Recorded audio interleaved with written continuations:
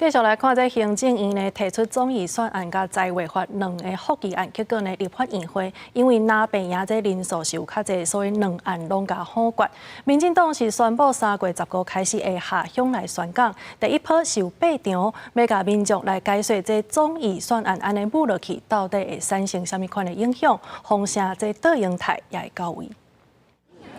行政院提出的总预算案再违反两个复议案，不过拿被联手伫立法院会否决。民进党13宣布为15日开始展开人民是头家政策宣讲会，头一届是8场，要向人民说明总预算案互人煽动的影响。秘书长林佑昌阁透露，行政院长杜英台逐场拢会到位。总统赖清德是以党主席的身份向各县市党部下动员令，要马儿好，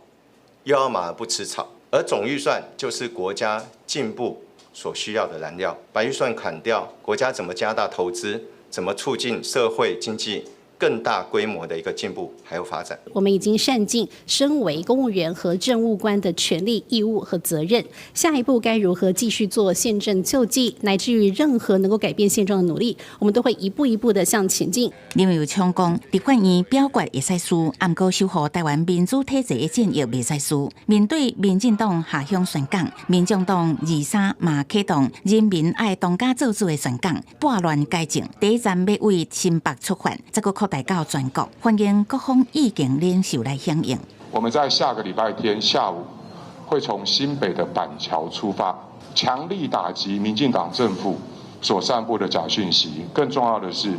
全力究责民进党政府的贪腐浪费。在第2阶段开跑的时候，行政部门要跳在第一线，难道就是要告诉人民，当